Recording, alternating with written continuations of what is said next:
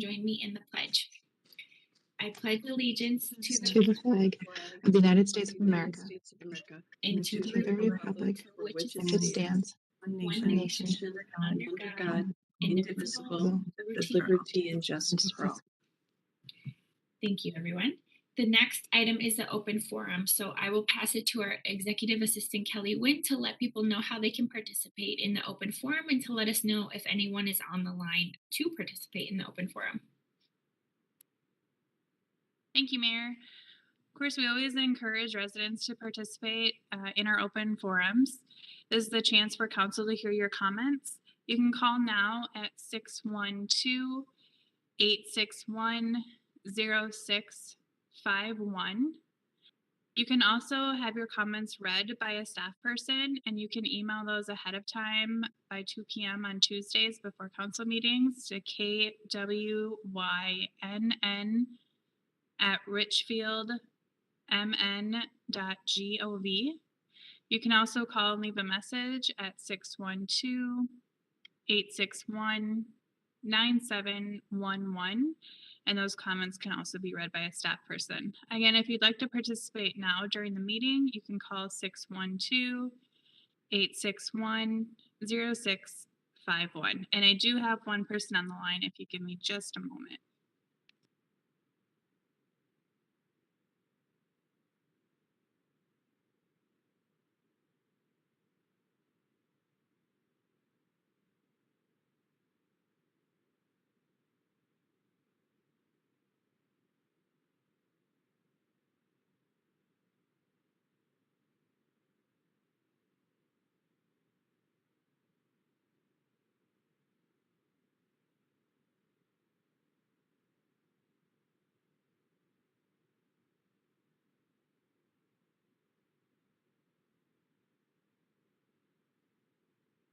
Katie, are you there?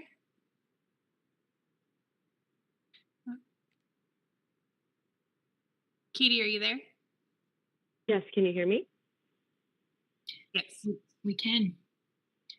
If you could briefly state your name and your address, please, and then you have up to 3 minutes to address the council. And we won't respond because it's not a conversation, but it's just a moment for you to share whatever you'd like to share with the council. Great, thank you. My name is Katie Shepard. My address is 7301 17th Avenue South in Richfield. I am a member of Richfield for Equitable Public Safety, or REPS, a growing and multicultural group of Richfield residents who want to ensure that all residents feel safe, respected, and valued in the community. First, I want to express my gratitude for the time that each of you spent meeting with our group over the past year. Thank you for listening to our concern related to the racial disparities that appeared in the Richfield Public Safety Department's arrest data, which we received through a Data Privacy Act request, and in our analysis of the department's use of force data, which is available on the city's website. Second, I want to share some input from reps that we hope you will consider as you complete the new strategic plan. To give some context, our group focused on traffic arrests in Richfield because driving is a common, although not universal, activity across Richfield and metro area residents. The Richfield traffic arrest data that we reviewed showed that Black individuals were arrested at a rate 2.5 times their portion of the Richfield population. This racial disparity in traffic arrests is concerning because evidence shows that traffic stops can lead to excessive force or even death. An October 2021 New York Times investigation into deadly police traffic stops notes that traffic stops are the most common interactions between police officers and the public. The investigation attributes the quick escalation during the traffic stops to police training that overstates the danger of traffic stops, which then stokes the fears of the officers. We ask that in your strategic planning process, you set goals and strategies that will diminish racial bias and discrimination in our city. We hope that there will be a combination of HR policies and training that will ensure that these measurements improve so that Richfield can be the community where people of all races, ethnicities, and backgrounds feel welcome, safe, and valued as the city's commitment to racial equity states. Moreover, we ask that the council regularly review this data to allow you to respond based on whether the city's efforts are achieving the goals and outcomes that we hope you find as important as we do. Last, we hope that the new strategic plan will include an approach that welcomes regular, authentic community conversations related to the Public Safety Department's impact in the community. We hope that community voice will be valued and heard and not seen as a burden or an inconvenience, which is how reps has felt recently as we continue to wait for meeting dates with city staff regarding the racial disparities in the data and how the city plans to respond to changing these outcomes in the future. We want to work in partnership with the City Council and city staff to build a more inclusive Richfield, but we also expect that our city leaders will do the hard work, engage in difficult conversations, hold staff accountable, and take our concerns seriously. Thank you for your time. Thank you so much for your comments, Katie. Thanks, bye.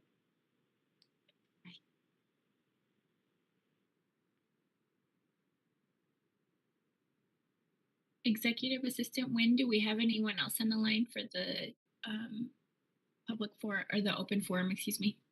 I do not have anybody else on the line. Okay, we will just wait a minute or so. And then I was looking online to see, could you just remind folks, since while we're waiting for anyone on the open forum, when we will be returning to in-person meetings? Is that at the beginning of April? Starting April, we'll be back in the city council chambers for our meetings? April 1st, we'll go back to public meetings. So our first council meeting back in the chambers will be April 12th. Okay, thank you. And residents can also, if you don't feel comfortable attending in person to those council meetings, these open forums will continue where you can call in. So you can dial that 612-861-0651 number during our council meetings.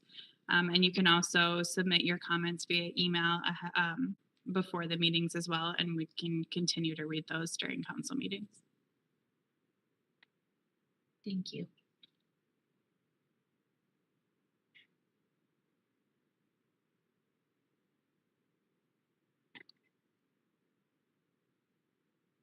I do have someone calling in. Okay.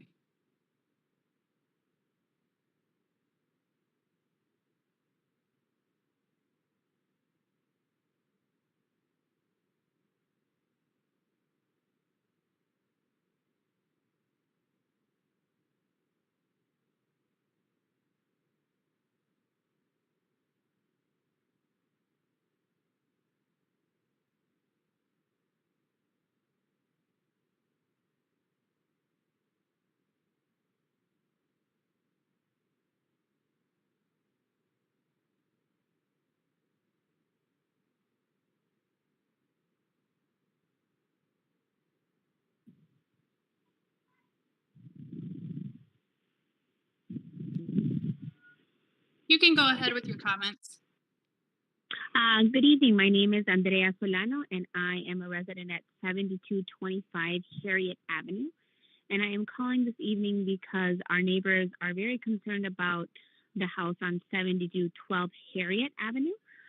It is a house that has become a location where there are people coming in and out. There is obvious use of drugs, and we have the police constantly coming by. And our concern is that there are many children on the block, as well as we are right within a block of the high school and the early childhood center. And it concerns us that I know that the city is doing as much as they can, but I think we need to become a little bit more creative, because about a week ago, we had an incident where a tactical team had to respond and the block was completely blocked off. A message had to be sent to Richfield Public School students and their families because of the amount of police present, because there was a man with a large knife that was threatening the people within the house. And it is concerning because as a mother of two children, I would like to be able to go out into my front yard and play, but it is a concern that we just don't know how volatile the situation can become at any moment. We've also had several residents of the block make comments that they would like to move out of Richfield because of the situation. And I think that it would be a shame to lose tax-paying residents to a situation like this when we need to come up with a more creative solution so that we are able to have a safe environment, not only for the people on the block, but also for the large amount of students that walk by our neighborhood. Thank you very much for listening. Thank you so much for calling in and sharing your comments. Thank you. Mayor, I do have another caller. Great, thank you for patching them through.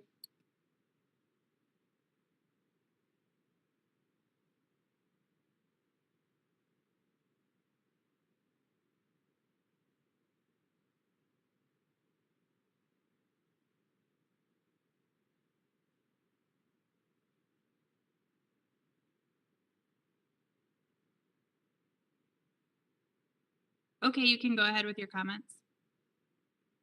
Hi, my name is Ariel Thomas. I live at 6424 Humboldt Avenue, South in Richfield. I am a first grade teacher at Partnership Academy, and I'm also a mother of two 4-year-old twins. And I just wanted to call in and support the Partnership Academy expansion.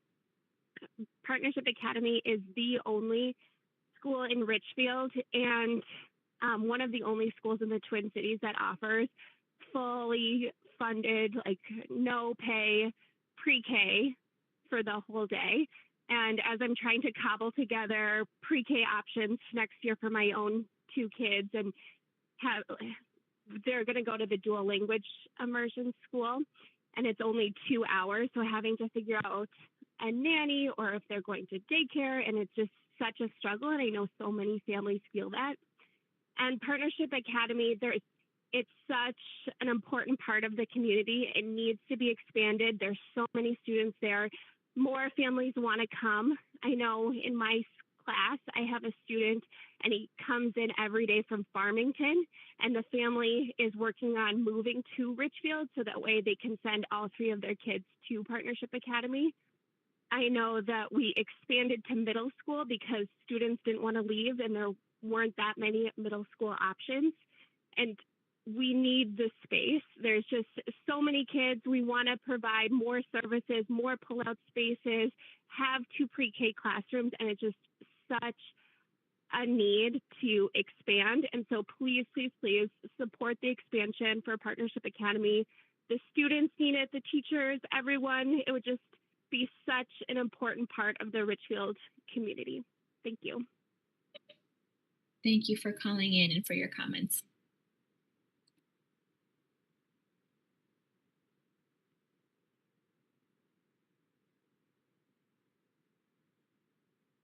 I do not have anybody else on the line, but I know that Management Analyst Swanson has some comments to read as well.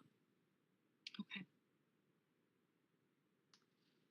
All right, Mayor and Council, we received quite an outpouring from the community about the Partnership Academy proposal. So what I'm going to do is just read 2 comments that kind of generalize, one from the teacher side and one from the parent side that we've heard. I think we got over 50 comments in the last week, so quite a number of responses. First one's from the Sorry, I was just going to interrupt. I'm wondering, since it is written and we do have it on the council agenda, if we can just hold it for that part. Is that fine? I think whatever you want. Okay. Okay, thank you. Yep. So I think since we have it on the agenda, since it is on the agenda for item, let's see here. Sorry. Oh, I'm looking at the consent calendar. Item number 5, and if it is for that item, then let's hold those comments and read them when we get to that item. Councilmember Whalen?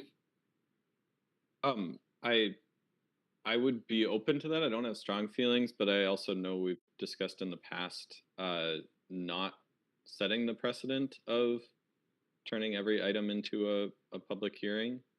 So I guess I would. It to me does not feel inappropriate to hear them now, but I'm curious if others have strong feelings one way or the other. Any opinions from council? Councilmember Hayford O'Leary. I believe Mr. Swanson plans to read just kind of a summary, not each of the comments individually. Is that correct? That is correct. I guess my preference would be to hear them at maybe after we read the staff report during that item. Although I see the city attorney has just popped on, so if she has anything to add. Mayor and council, all I wanted to add was to address Councilmember Whalen's concern is that it doesn't turn it into a public hearing. It's fine to go ahead and just read the comments along with the agenda item without opening it. You don't need to open it formally as a public hearing. That's the only thing I wanted to clarify. Great, thank you. Well, then let's add it to the agenda item then. Thank you. Executive Assistant Wynn, are there any other folks here for the public hearing or for the, oh my gosh, sorry, the open forum? I do not have anybody else on the line. All right. Well, seeing as we have nobody here for the open forum, I will close the open forum and then we'll move to our next item on our agenda. And that's the approval of the minutes of the special city council work session for March 7th, 2022, the joint council HRA and planning commission work session of March 8th, 2022, the regular city council meeting of March 8th, 2022, and the special city council work session of March 15th, 2022. Councilmember Supple, move approval of the minutes. Councilmember Hayford O'Leary, second. Thank you. The minutes have been, the motion has been made to approve the minutes by Councilmember Supple and seconded by Councilmember Hayford O'Leary. Any comments, questions on the minutes? All right, City Clerk Sinning, could you please take the roll call vote? Mayor Gonzalez. Aye. Wow, why can't I think? I wanted to say Chair Supple, but that's not incorrect. Wow, Councilmember Supple. Aye. Councilmember Troutman. Aye. Councilmember Hayford O'Leary. Aye. Councilmember Whalen. Aye. Thank you. We have 5 ayes and the minutes have been approved. The next item is the approval of the agenda. I'd move the approval of the agenda. Whalen, I'll second. Councilmember Troutman made the motion to move the agenda and it was seconded by Councilmember Whalen. City Clerk Sinning, could you please take the roll call vote? Mayor Gonzalez. Aye. Councilmember Supple. Aye. Councilmember Troutman. Aye. Councilmember Hayford O'Leary. Aye. Councilmember Whalen. Aye. Thank you. We have 5 ayes and the agenda has been approved. The next item is a consent calendar with City Manager Katie Rodriguez. Thank you, Mayor. The consent calendar contains several separate items which are acted upon by the City Council in one motion. Once the consent calendar has been approved, the individual items and recommended actions have also been approved.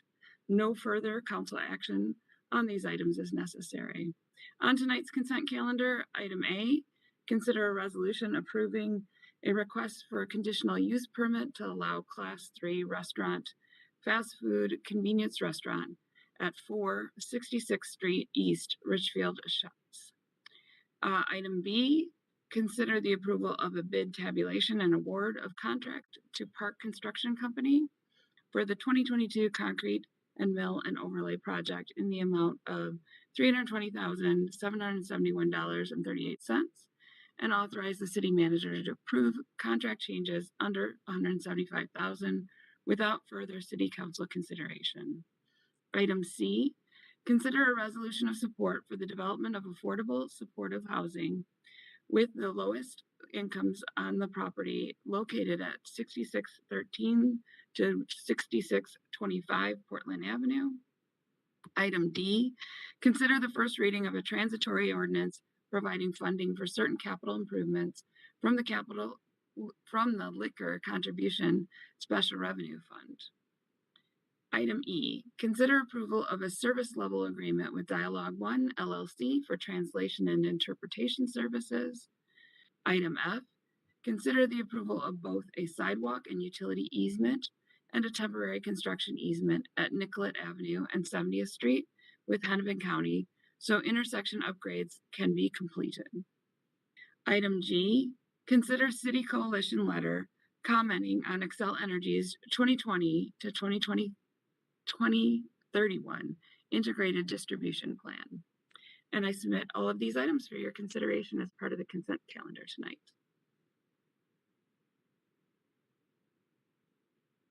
Whalen, I'll move to approve the consent calendar. Supple, I'll second. Thank you. The motion has been made by Councilmember Whalen to approve the consent calendar and seconded by Councilmember Supple. Any comments or questions from council on consent? Councilmember Supple. I just wanted to say I was very pleased with item C with the beacon proposal. I was at a forum this weekend for the League of Women Voters, and the representative from the Met Council talked about how it is so difficult to get housing developed for people with the lowest incomes. And this is a proposal that helps to meet that very much needed thing. So I think this is really great. Councilmember Whalen. Thank you, Mayor. I just wanted to take a moment to recognize the consent calendar happens very quickly in a meeting, but there's lots of really good things in here that I know take a lot of time to get to this point. And some of it gets lost in sort of the language that we use on council agendas, but this includes a new restaurant, um, smoother streets, new housing, new playgrounds for folks, better translation services, and then especially I'm excited about the continued focus on sustainability. The last item, just how do we not only focus on what we can do here, but use our voice and join with other groups to push for change at other levels. So lots of good things here. Many thanks to everyone who worked on it. Thank you, Councilmember Whalen. Other comments? Councilmember Troutman. Councilmember Whalen put his comments very well. I agree with all of them. I was particularly interested in the new restaurant that's coming to the Richfield shops over by Target in the old Payless Shoes section. It seems like a great use for the space, and I was just curious if anybody knew anything about this restaurant. Sounds delicious, and I just wanted to highlight it. Thank you, Councilmember Troutman. Does staff know anything about the restaurant by chance? No. Mayor, City Oh, Council, the applicant for this request is actually on the call. I see her, so maybe she could speak to kind of the business a little bit better. But yeah, it looks great. So I'm not sure if Veronica can access. Hello, everyone. Yep. All right.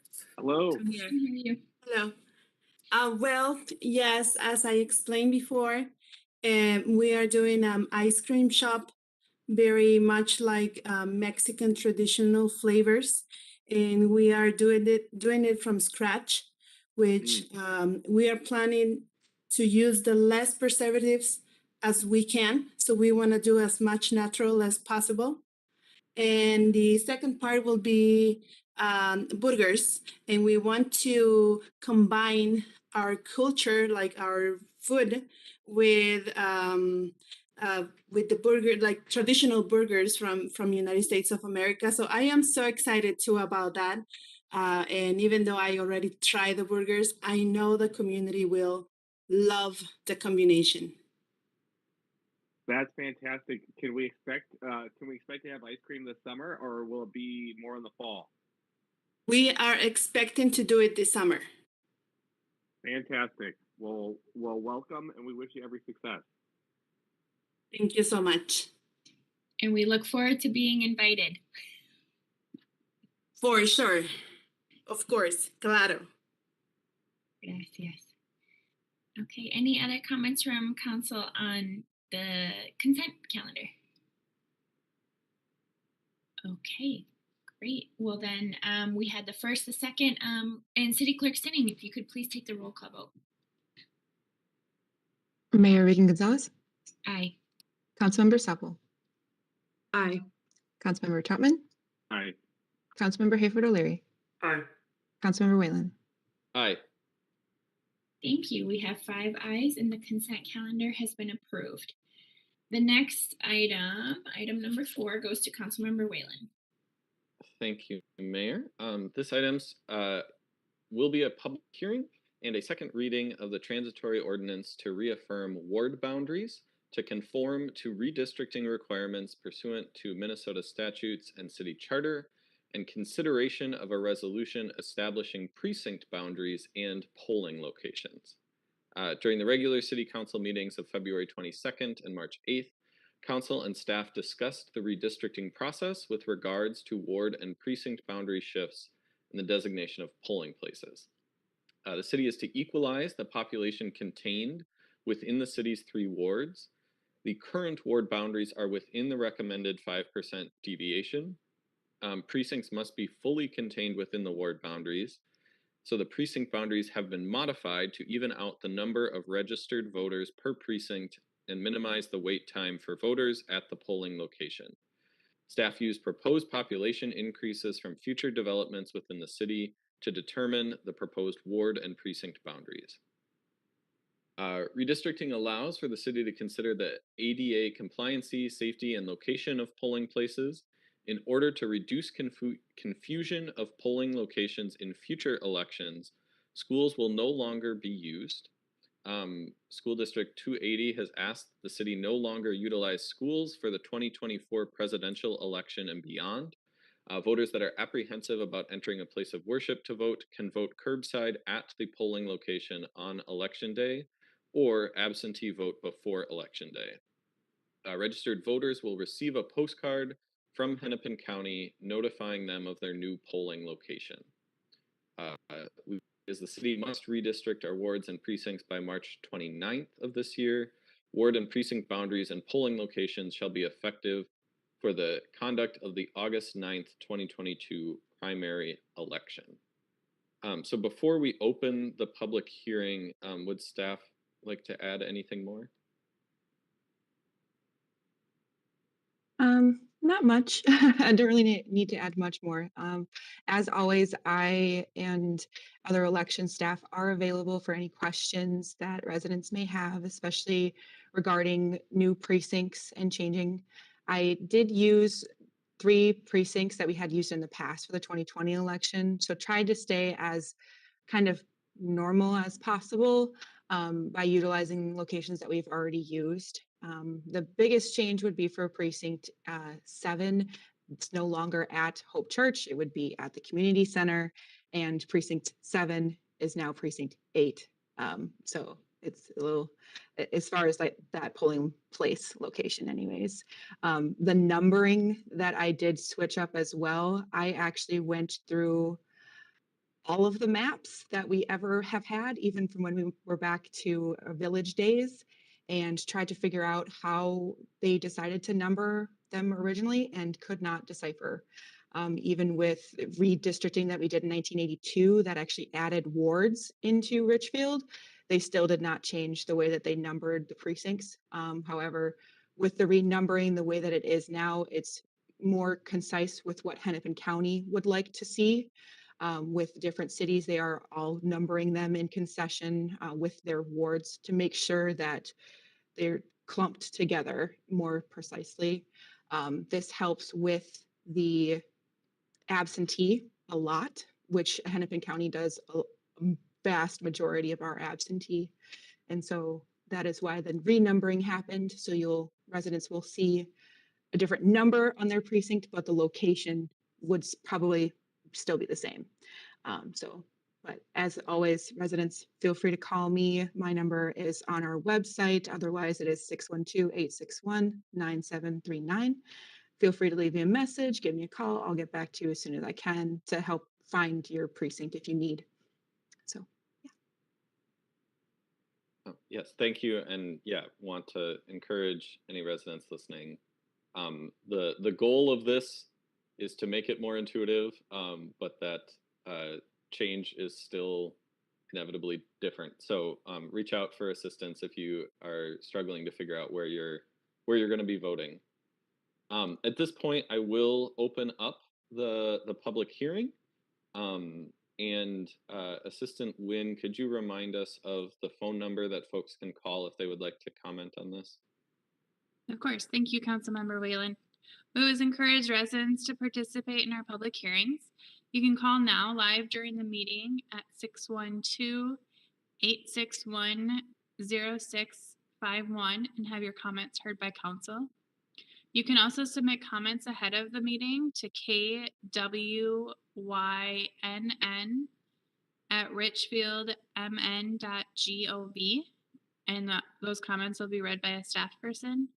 You can also call and leave a message at 612-861-9711 prior to meetings, and those comments will also be read by a staff person. But if you would like to participate now on the public hearing during the live meeting, you can call 861-0651. And I currently do not have anybody on the line.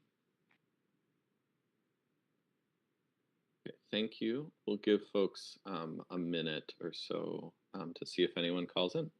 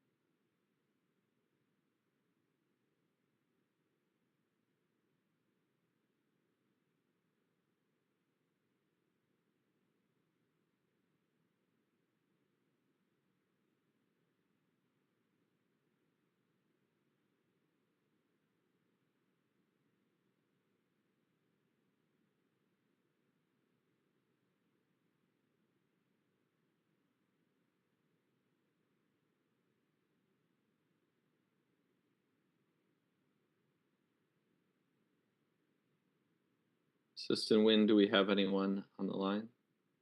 I did not get any callers. Okay. Then I would make a motion to close the public hearing. Hayford O'Leary, second. Thank you. The motion has been made by Councilmember Whalen to close the public hearing and seconded by Councilmember Hayford O'Leary. Any comments or questions on the hearing from council? Okay. City Clerk Wynn, if you could please take the roll call vote. Okay. Mayor Reagan Gonzalez, Aye. Councilmember Supple, Aye. Councilmember Chapman, Aye. Councilmember Hayford O'Leary, Aye. Councilmember Whalen. Aye. Thank you. We have 5 ayes and the hearing has been closed. All right, then this, we do have 2 motions for this item. The first, I would move that we approve the second reading of the transitory ordinance establishing new ward boundaries following the 2020 census data and conforming to redistricting requirements pursuant to Minnesota statutes and city charter.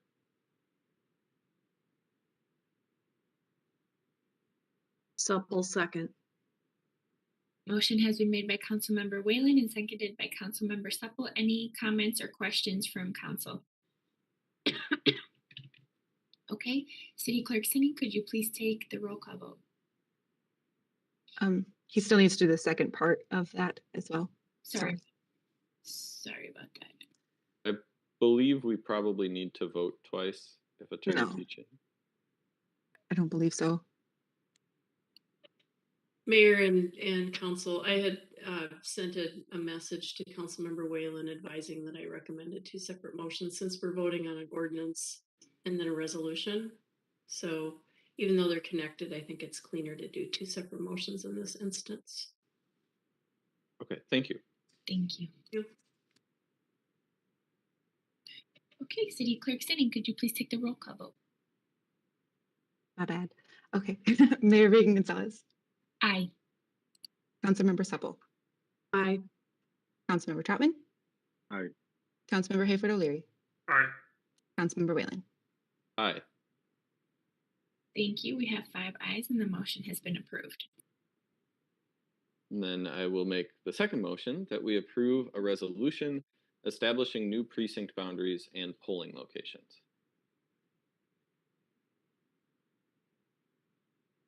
Councilmember Supple, I'll second. Thank you. The motion has been made by Councilmember Whalen and seconded by Councilmember Supple. Any comments or questions from council? Councilmember Supple. First of all, I wanted to thank City Clerk Sinning for all the work she did on this. And I was really pleased when I saw in the information that we were given that there's going to be a link on the city website for a precinct finder and the plan for that. I thought that was really fabulous so people can look up and figure out their locations. Thank you. Thank you, Councilmember Supple. Councilmember Hayford O'Leary. I just wanted to compliment City Clerk Sinning, particularly in the process of anticipating future developments and thinking about how precincts would work with that. We're actively growing even more since the 2020 census, so I thought that was a really helpful process and hopefully will lead to well-balanced, convenient voting. Thank you, Councilmember Hayford O'Leary. Other comments? I'll just follow up and say thank you so much, City Clerk Sinning. We are very fortunate to have you in leadership at the city. And this was a very complicated process that a lot of city, it's not something that a city clerk does every single day or on a regular basis, redistricting. And you just did it so well. So thank you for your leadership. And thank you for getting us through this process and making it easier for our voters and our residents to participate. Any other comments? Councilmember Troutman. I also want to thank our city clerk, and just say also, it's honestly it's just a little hard, and I feel a little wistful to change my polling place. I went to Sheridan Hills. My grandfather voted at Sheridan Hills. My father votes at Sheridan Hills. As long as I've lived in Richfield, that's been my polling location for all my senior residents and folks that are used to going one place. This change is done with a lot of thought and a lot of care, and our city is growing and we're responding to that. But it's okay to be wistful and remember great things that have happened in our city. But thank you for all your work on this. Thank you, Councilmember Troutman. City Clerk Sinning, could you please take the roll call vote? Mayor Reagan-Gonzalez, Aye. Councilmember Supple, Sorry, aye. Councilmember Troutman, Aye. Councilmember Hayford O'Leary, Aye. Councilmember Whalen. Aye. Thank you. We have 5 ayes and the motion has been approved. Okay. The next item we have goes to Councilmember Hayford O'Leary. Thank you. And Mayor, so I think I'll read the executive summary and then ask Mr. Swanson to read the comments, if that makes sense. Okay.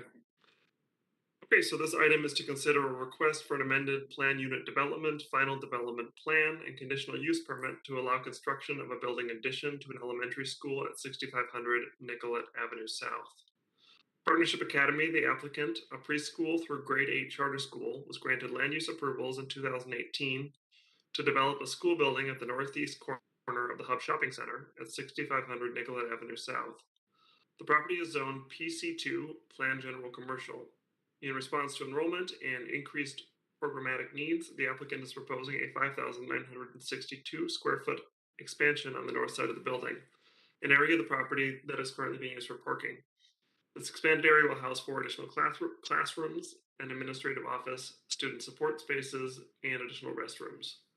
The proposed expansion would result in the loss of 16 parking stalls, reducing the total on-site parking to 37 stalls. Enrollment is planned to total 550 students, and there will be 99 staff on site. Required parking for schools is based on the total number of staff members plus 8 spaces for visitors. Accounting for both the 5% parking reduction for bicycle parking and the 10% transit reduction, a total of 92 spaces is required for the site. The applicant has an agreement with the owner of the hub for 60 leased parking spaces, in addition to the 37 spaces that are available on the site. The current parking lease with the hub runs through January 2024. Although the city had accepted a parking lease agreement with the hub in the past, instead of shared parking covenants or easements as required by code, staff finds that further reduction of on-site parking and possible future redevelopment of the hub is suggestive of the need to obtain longer-term parking arrangements.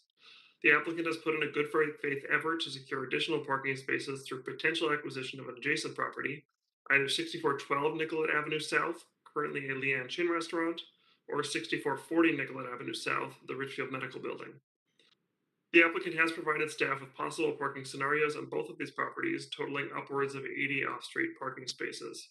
Staff has included a stipulation in the attached resolution that one of the following must happen prior to issuance of a certificate of occupancy for the new space. Those options are one of the above sites must be secured as additional parking. Option 2, additional on-site parking must be constructed. Or 3, a more permanent shared parking arrangement with an adjacent property must be provided. As a plan unit development, flexibility from provisions of the zoning code may be granted for the site in exchange for high quality design that fits into the neighborhood. In this case, the required number of on-site parking spaces is the sole provision of code that is not met. Staff recommends approval of this amended PUD request. Okay. Does staff want to say anything before we hear the summary of the public comments? Nope. Mayor, City Council members, Ryan Krzas, planner. I just want to add that staff has worked hard with the applicant to develop a flexible outcome and solution to future parking needs in a manner that's responsive to the existing policy that's on the books. I just want to add that this, I guess, we feel it was appropriate to address the long-term parking needs at this particular point in time because when this building was when the original building was originally built, the site had capacity to meet their code required parking needs, and this crosses the threshold to where the new addition would no longer be the case without construction of structured parking. So again, we just wanted to provide the applicant a reasonable number of options that are flexible to have something secured beyond just a lease, because I think the hub development is rather imminent, and we'd all like to see that progress. So I know a number of folks from partnership are on the line, so they can certainly answer any questions. But I'd be happy to answer any that the council has for me at this time too. If I could just ask a clarifying question, and I've had emails back and forth with staff who've been very helpful giving the background on all of this, but I'm not sure if other council members or if it's totally clear to everyone. So just to be clear, although staff have worked to provide these three options, the request from partnership is to not do any of those and to do something different than the staff recommendation. Is that correct? Mayor, council members, yeah, that is correct. They are asking from the letter that you all received to move forward without that need to either provide the additional property or build the structured parking at the time of occupancy as is proposed in the staff provided recommendation. Thank you.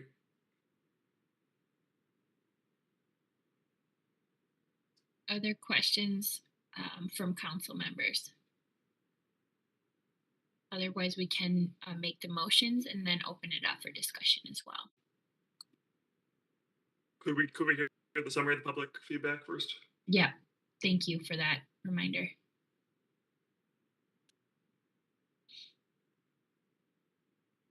Mayor, council, I can read the summary of the public feedback if you want at this time. All right, so we received over 50 comments from both teachers and parents and prospective parents. So what I'm gonna do is just kind of read two messages from that group to kind of summarize what we heard. One is from a teacher and one is from a prospective parent. So number one, teacher, her name's Claire Jordan. She's the pre-K through second grade emergent bilingual teacher. She says, "Dear Richfield City Council, my name is Claire Jordan and I worked at Partnership Academy for 3 years. I hope you will consider approving the expansion project so we can begin construction immediately. Any delay in construction will have a significant impact on being able to serve our students and the community to our highest potential." So that's a comment from the teachers. That was a pretty general statement that we heard there. And then secondly, I have one from a prospective parent. Name's Lucretia Tyus. "Good afternoon. My name is Lucretia. I'm a parent of a preschool applicant for Partnership Academy. My child is currently number 16 on the waiting list due to not having availability for preschoolers. I'm coming to you today to ask if you could please approve the PA project without contingency. That way my child can begin preschool this coming fall. Thank you." So all the rest of those comments will be also included on the packet, and you have received those. Thank you for those summaries.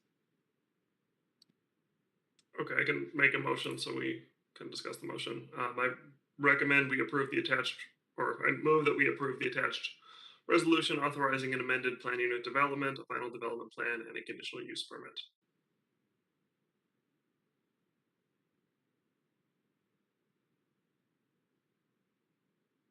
Councilmember Whalen, I'll second. Thank you. The motion has been made by Councilmember Hayford Leary and seconded by Councilmember Whalen. I'll open it up now for comments or questions from council on the item. Councilmember Whalen. I had the opportunity to speak with Lisa Hendricks, who I see is here, and I think one of the main I appreciate Councilmember Hayford O'Leary highlighting um, the basics of the decision we're making of whether to stick with the options provided in the staff recommendation or how that's in conflict with what the applicant would like.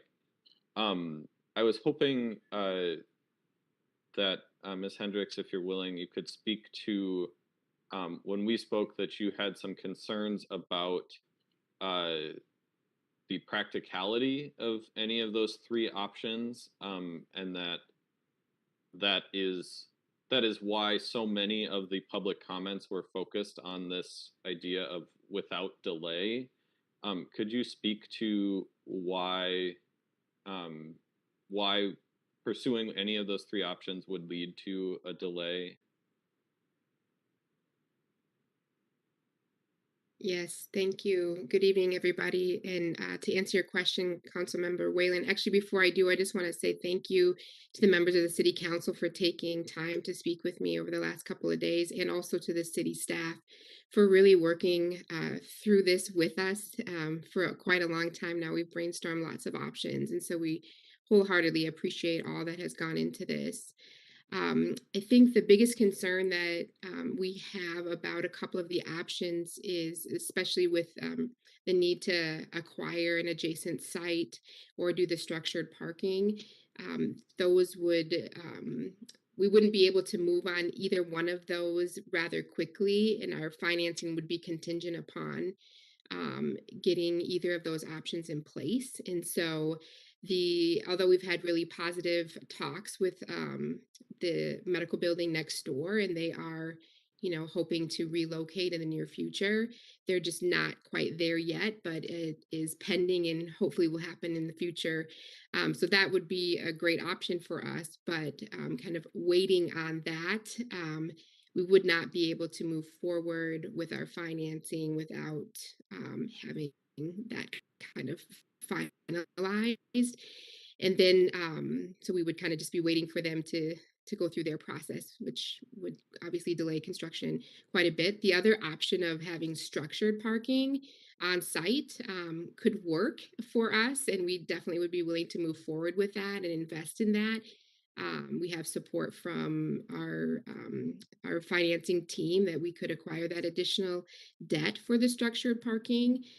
We would have to kind of go through, is my understanding from talking with the city team, the city staff team, that we'd have to kind of go through the process of going through the ARC and through planning commission and all of that, which would, and then a city council meeting on May 10th, which would put us out quite a ways. And then our closing of financing would probably happen even a month after that. So that would significantly delay our timeline. And we have a good option right now with our lease agreement with the hub that goes through 2024. And so our hope is that we don't have to prematurely take on that additional debt. And if we could just align that with the timing of when we actually would need the parking.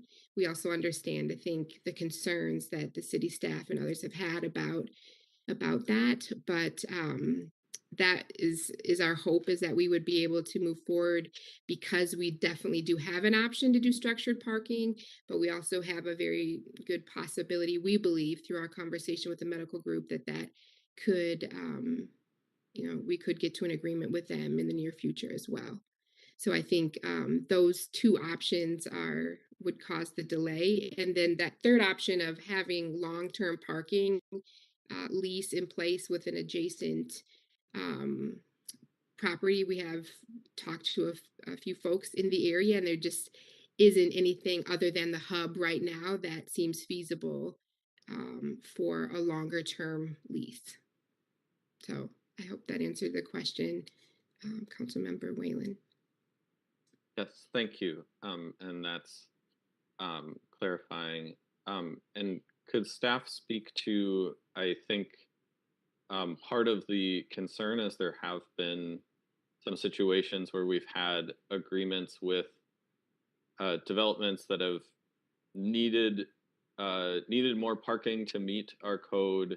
There've been sort of temporary, like, more formal than this, but sort of a we'll see how it goes and revisit it in a few years type agreements that have not always resolved as best as we might hope. If staff could speak to that and what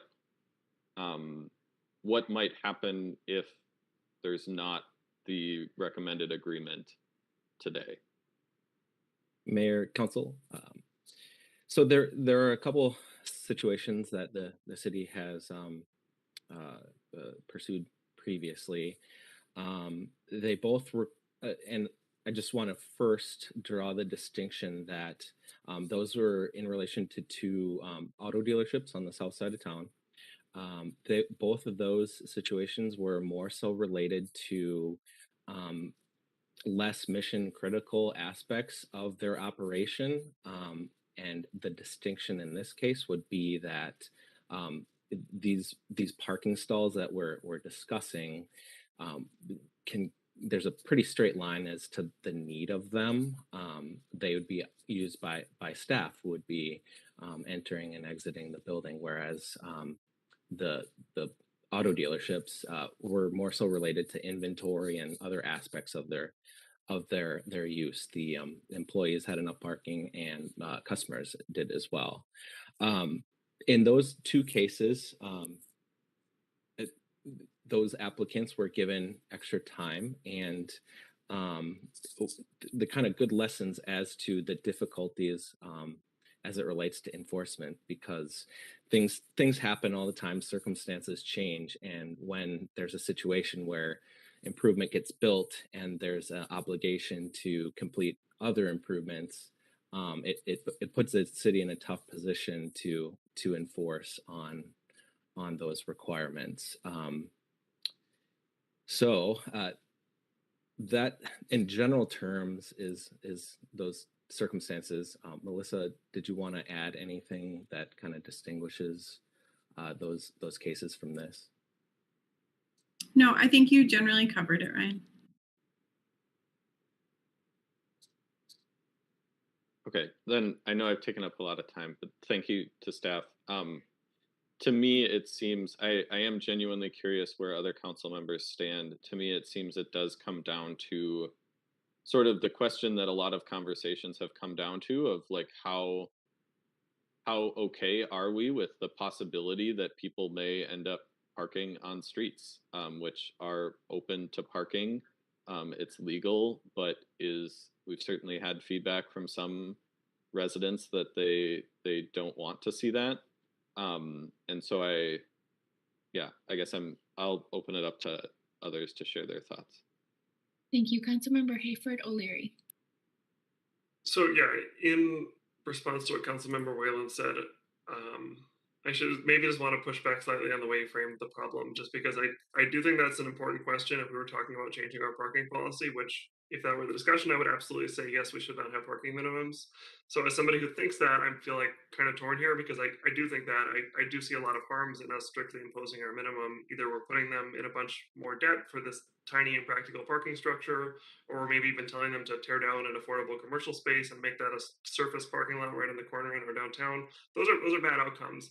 But they're also asking for less than half the number of spaces we currently require, and we do have some obligation to hold it to what our standard is.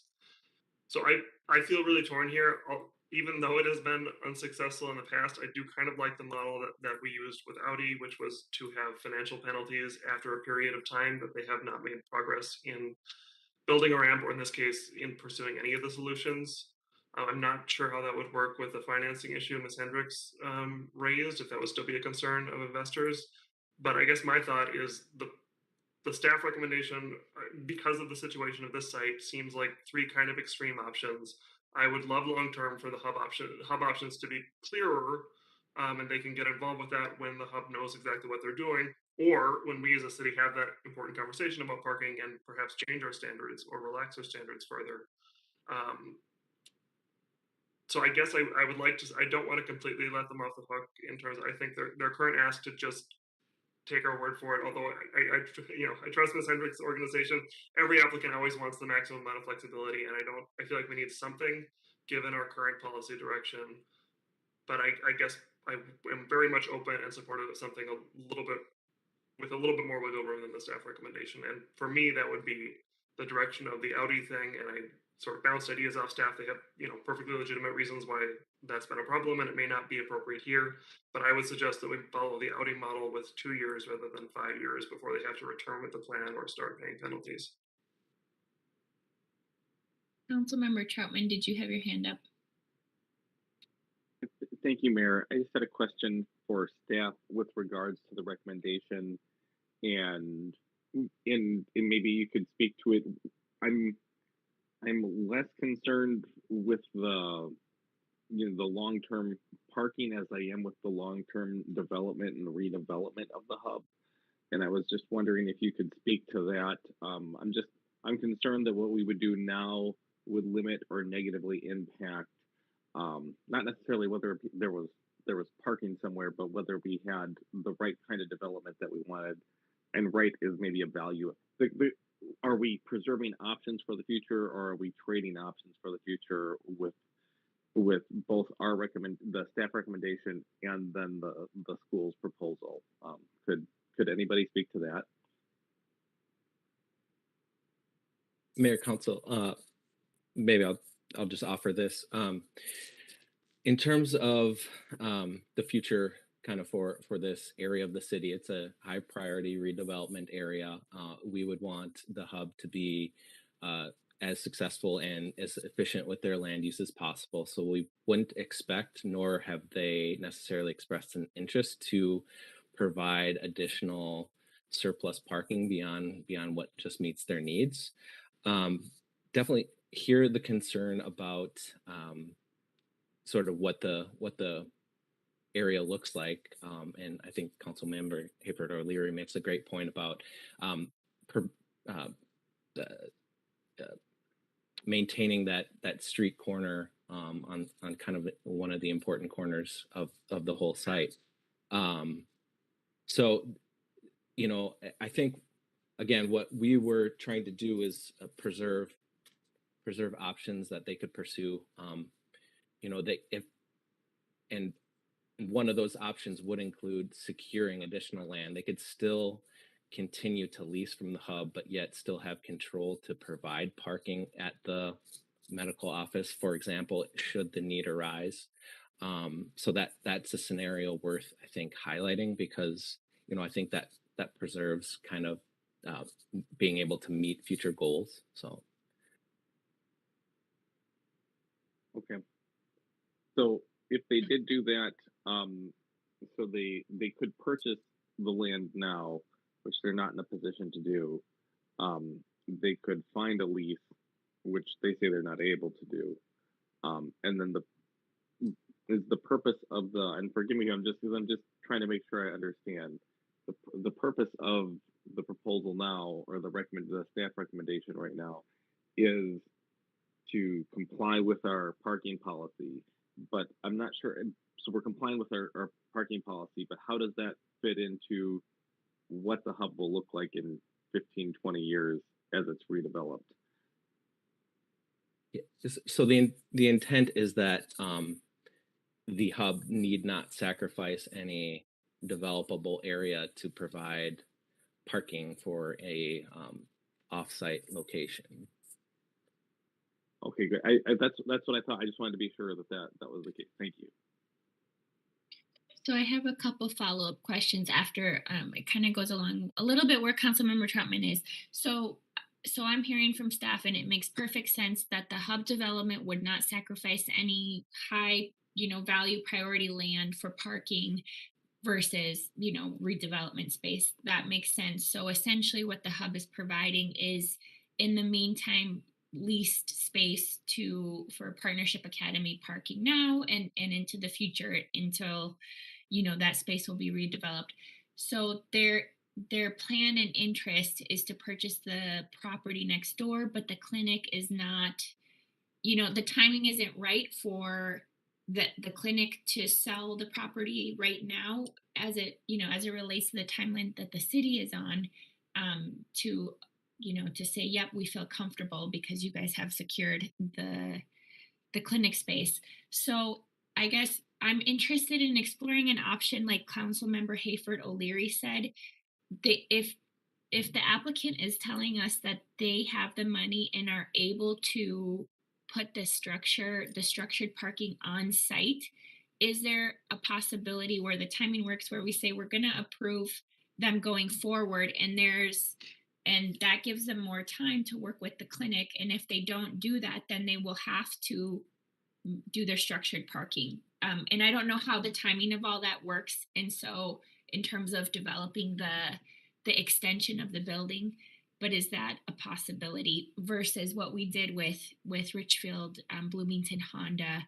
You know, there was a lot of years past, they didn't, versus here we have a critic. I think we might have some space. Do we have space? I guess is the question, to say you have more time. You already have committed to the structured parking, and if you don't get that structured parking secured or the additional space secured in a certain time, you have to put the structured parking. Is that a possibility in this case? Go ahead, Community Development Director Pamela. Yes, Mayor, members of the council, that is an option that the city council could pursue. That is something very similar to what we did with the Audi dealership. And that's something that you can do again. I will just mention for transparency that there are difficulties in doing that. Those difficulties are that situations can change for the applicant, and you can put an agreement in place and say that you're going to work with us and you're going to put together a separate agreement that puts you on a timeline to either purchase or construct a parking ramp, and their situation could change and they wouldn't be able to do either of those things. And then the city is in a position where you're essentially either saying, oh, okay, it didn't work out, or you're in a position where your only option is to revoke their permit and close the school. And no one wants to be in that situation. No one wants to be in that situation for any user in Richfield. That is the problem that we have run into in these other circumstances. That doesn't mean that you can't try it again. It certainly doesn't. I just want to be transparent about what's happened in those other cases. Thank you. Other comments or questions from council? Councilmember Supple. I know in the past, the Planning Commission has wanted us to be transparent about their discussions. And I believe it said that they didn't recommend this because of the parking. Am I correct? That is why staff came up with the 3 conditions as a way to try and reach compromise and accommodate so the development could move forward. Can staff clarify how that all evolved? Mayor, Council, yes, the staff's recommended approval is a direct result of those conversations that we had at the Planning Commission. They recognize that there's not great, abundant, readily available solutions. So again, wanting to provide flexibility that they pursue purchasing property elsewhere or pursue a more long-term agreement or come back with a structured parking request. So trying to reflect the Planning Commission's discussion with this recommendation. So I'm struggling with this because of the fact that we want to make sure that they can go forward with their construction. I have a problem with assuming that they're going to be able to purchase land because it's a very competitive market right now, and there's bidding wars going on for both housing and for commercial real estate. So there's no guarantee that when you try to purchase that medical building that it's somebody else isn't going to try and outbid you and go for it. So there are no guarantees that way. There's also the concern that has to do with we want to make sure that the hub goes forward, and so there's no guarantee that you're going to be able to lease parking there as well. So that ends up coming down to like there's only one like guaranteed solution would be that you'd have to have that structured parking. And so to me, I think that realistically that's the one thing that you could guarantee is that you could have that structured parking there.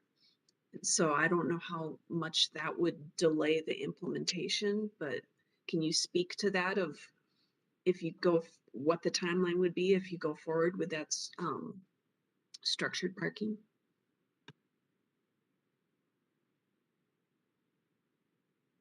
Mayor, Council, I'm sorry, was that a question for staff? Sir, no, I think the applicant can speak to the process a little bit better. Yeah, actually, I'm gonna let if we could have Sean Elder jump in. He's our lead development guy from 10 Square who's been working with us on this quite closely. So, Sean, you want to jump in with a few pieces of background there? Sure. Thank you, Council, and thank you for your thoughtful consideration of the development for Partnership Academy.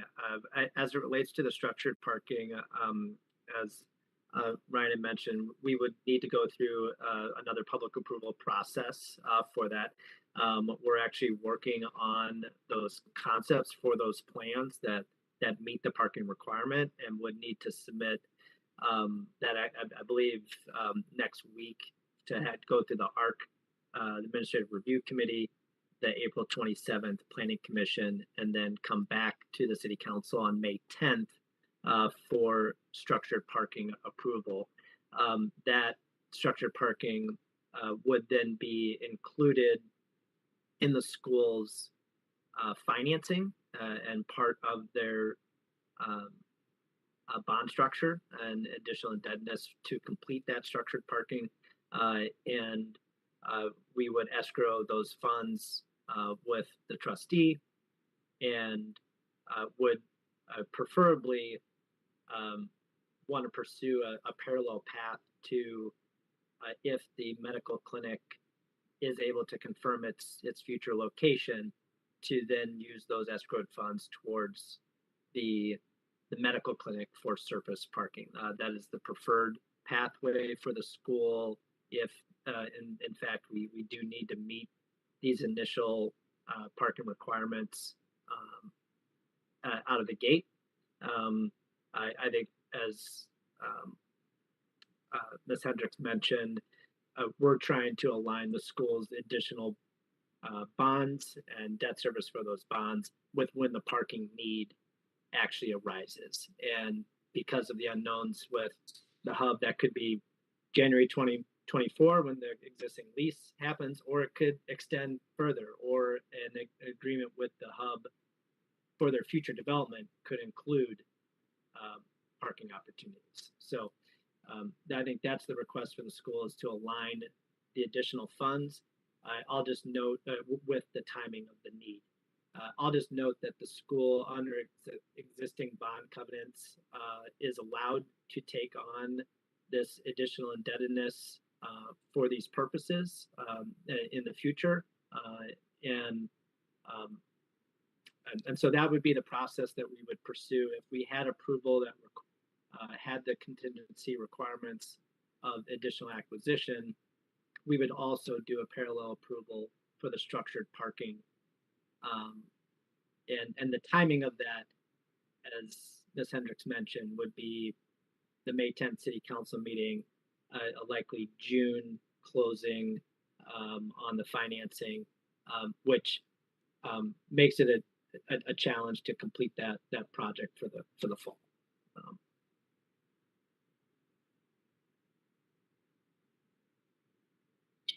Councilmember Whalen. I'm realizing if the applicant could clarify, I don't know which of you would prefer to speak to this, but if you did acquire the medical building, would the thought be that like the building itself would be taken down and that entire space would be used for parking? And if I'm seeing some nods, and I guess I'm just wondering, I know with staff we've had conversations before that we don't allow surface parking as the only use for a lot. Does that change if they would be adding it onto their existing lot? Yep, Mayor, Council, exactly right. If they purchase that, they could combine the lots and then it would all be one lot. So it wouldn't be a standalone. It would just be part of the the lot. Okay. And I guess that to Councilmember Hifford O'Leary's point, that doesn't feel like a great use of that space either. But also, I don't love the idea of a tiny parking structure. I mean, parking's just not appealing, is really what it comes to. I guess my other question is, and perhaps this is me not fully understanding the escrow option that was used with the Audi dealership. Um, could we have a contingency that is not immediate, but is triggered by the end of their current parking lease, which is that roughly 2-year timeline? Is that what's being discussed, or if staff could explain more of what the model used with Audi actually looked like, I would appreciate that. Councilmember Whalen, sure. With Audi, and again, this was related to building coverage, not minimum parking requirements. So it was more a form as opposed to a need. But with Audi, the resolution that was approved by the council approved the structure with a condition that said prior to the issuance of a certificate of occupancy, the applicant must enter into a separate agreement with the city to detail a timeline and penalties related to the construction of the additional ramp, the additional structure. So that did happen. And that deal is still out there. That timeline, we're still working through that. We could do that with this one. We could align it. We could say about 2 years or January 2024, whatever that date was. We could have it contingent with that they need to, prior to the expiration of their lease with the hub, they need to enter into an agreement with the city to find another parking solution. And there's going to be timelines or deadlines and penalties. We could do that. Okay, thank you for explaining that. I guess the last thing I'll share before, again, I'm curious other council members' thoughts.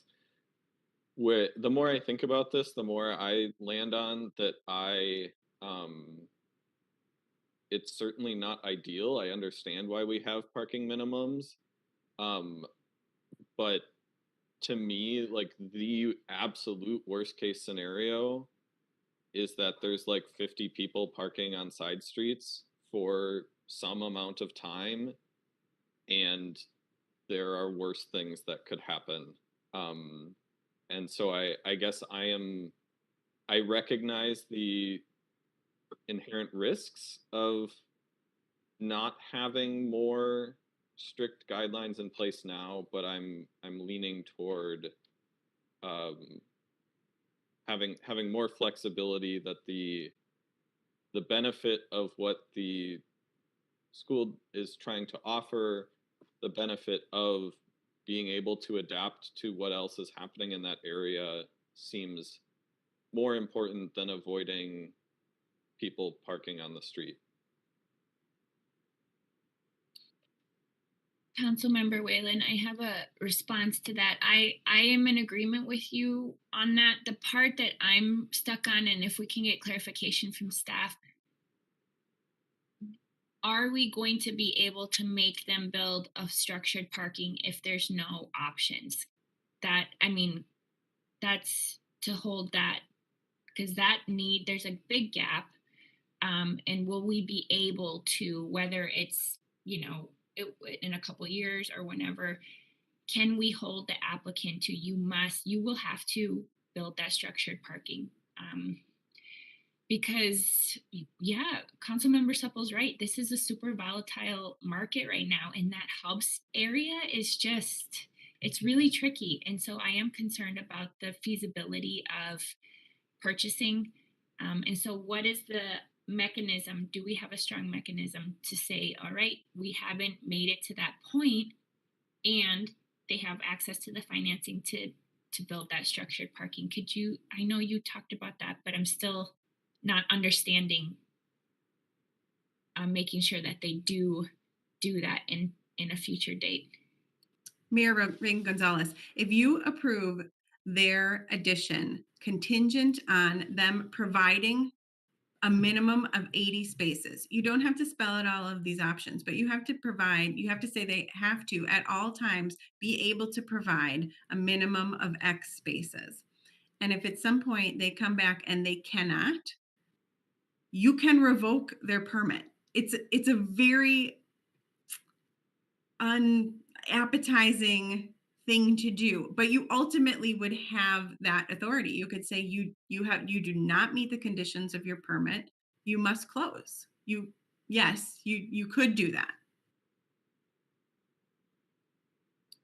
I saw another council member's hand up. Was it Councilmember Hayford O'Leary? Go ahead. So I generally agree with what Councilmember Whalen said. I just feel like there's so much influx with the hub. It does seem plausible to me that with a long-term contract parking customer, that a future structured parking of the hub could accommodate that customer's lease. And I would hope that would be an ideal outcome, in my opinion, of not losing the commercial space, of getting this parking. I guess it's, to me, I feel like there's both a possibility that our parking requirements could change in the next few years, and that the hub will certainly change, or hopefully will change in the next few years. And staff at least believes that within 2 years we'll have some clarity. So to me, I feeling like the only really solidly viable option, as Councilmember Semple said, the only option that's like a surefire thing before they can build would be to agree to build that ramp. I feel like I'd be betting $1.1 million of their money that both our parking requirements aren't going to change and that the hub is not going to be viable. And I don't feel like I can do that. And I also like have questions about, I do feel like to some extent we were kind of lied to by the car dealerships, or that process was maybe not fully entered into in good faith. I hope that that is different here and that this applicant has every intention of following through. The worst case scenario of doing something like Audi and they do kind of wriggle out of it is basically what partnership is asking us to do, which is to be approved without contingency. So I don't feel like we have, unless we are willing to bet $1.1 million of their money that they need to build a parking ramp now. I guess I don't see an alternative. At least we have a good chance that we could force compliance in 2 years, or have that extreme option that Community Development Director Paleman mentioned. So to me, a 2-year Audi-like agreement makes the most sense. And if hopefully something great happens with the hub in that time, or our parking requirements change, or something else that would cause them to come back to us, I think that's a reasonable amount of time to figure it out and hopefully not delay their project. Councilmember Troutman. I just had a question about the status quo right now. If the hub for some reason, either was redeveloped or they were unable or unwilling to lease parking spaces, what would happen right now? Would their permit be in jeopardy as things stand if the leases were not renewed, or what's the current status? Mayor, Council, can I just ask a clarifying question? Do you mean with the addition constructed, or as No, I mean not. I mean like if right now things continued as they are right now, right this second, nothing took place. Yep. So as I mentioned, I forget what the exact number of current on-site parking stalls is, but in addition to that, their previous approvals dictated that they needed, I think it was 75 parking spaces, and they could achieve that. Unfortunately, they would have to build the spaces over the existing playground, but the original plans had that contingency in place should that lease go away. So the contingency is lose the lease, tear down the playground. Yes. Okay. Thank you. Other comments? Councilmember Whalen. Just a quick comment to the applicant that is probably not relevant to the conversation tonight, but I guess given the concerns about just having surface parking on that corner, just if it hasn't been considered as an option, if it does end up that you purchase the medical building site, I would hope that you could explore. I've actually know a church that did this in Dinkytown, which is a very different market. But if there could be an option that includes retaining some of it either owned or leased for your parking and still having some commercial space there or another use, that'd be worth considering.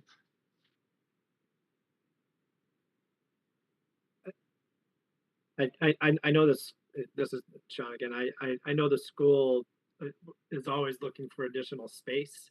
I think it comes down to the ability to provide the number of parking spaces, the 80 stalls, and if the 80 stall requirement is the obligation,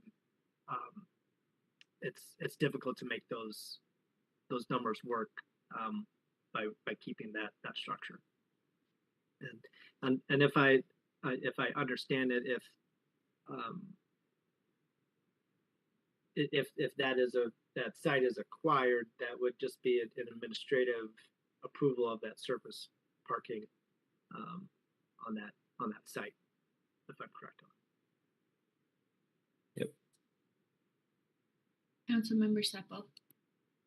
I'd like to ask a procedural question. From what I'm hearing, one option would be to go with the staff recommendation, and another option would be to come up with some kind of a compromise, like similar to what happened with the Audi thing. If that were the case, would then this have to come back to the next meeting and it would have to all be written out, or what would be that procedure?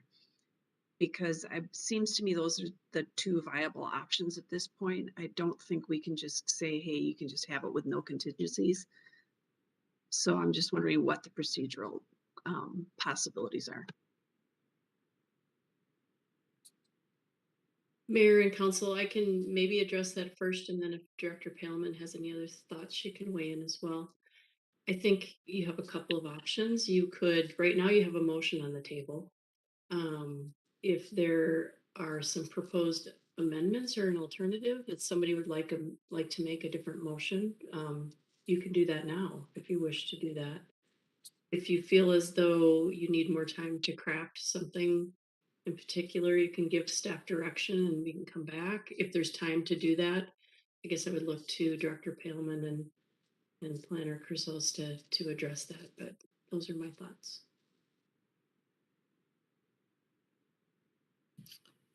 Mayor, members of the council, there's always a little bit of danger in crafting on the fly when these things are more complicated. I did pull up the Audi agreement or some of the language from there. I think that we could help you through that. Just based on the discussion that we've had here, and maybe this is also a question for the applicant. I do think it might be simpler to give staff direction, have us take back the resolution and bring back a clean one for you to approve, perhaps on the consent agenda even next meeting. I'm not sure what that does to partnerships timeline. That said, I do think that we could help you tonight if you feel strongly that you'd like to approve something tonight, craft that language. Can the applicant speak to the timeline if a motion would be presented to council at the next council meeting in 2 weeks? I believe it's 2 weeks. 3 weeks? Yeah, that was my question, is when is the next meeting? 2 weeks from tonight? April 12th is the next meeting. I think one of the questions would be the timing of the host approval for the tax exempt bonds. There's another discussion that we wanted to work through this zoning question and then have the tax exempt bonds.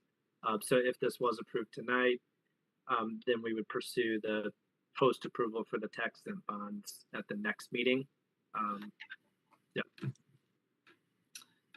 Right, Mayor, members of the council, in regard to that, if we were to come back with a resolution on April 12th and also come with the bonds, I think those could be on the same agenda. I don't believe that would push the bonds back. I also think that what we'd be doing tonight is we'd be listening to your feedback. So Partnership Academy would have a real good idea of what that agreement's going to look like. It's just that we would be working out the details of the language, and staff would have a little more time to do that. So it would not impact the timing on the bonds then? Okay. That's correct. Councilmember Hayford O'Leary? And just to clarify, would we still make a motion or like an amendment directing staff to bring this, or are we not moving to approve it tonight then if we are directing staff to add this or change this provision? Yes, Mayor, Councilmember Hayford O'Leary, I would suggest just making an amended motion with the new proposal to directing staff to work with the applicant and come back to council with an amended resolution for approval at the next meeting. Okay, so if I were supportive of that I should withdraw my original motion and just make a motion saying we direct staff to come back. You could withdraw your original motion and just make a new motion. That works too. So I will go ahead and do that for the sake of discussion. I withdraw my motion and I move that we direct staff at the next council meeting to provide an amended resolution that, sorry, now I gotta think what I was gonna say.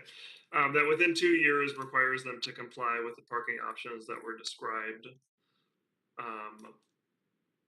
or comply with the parking requirements at that time.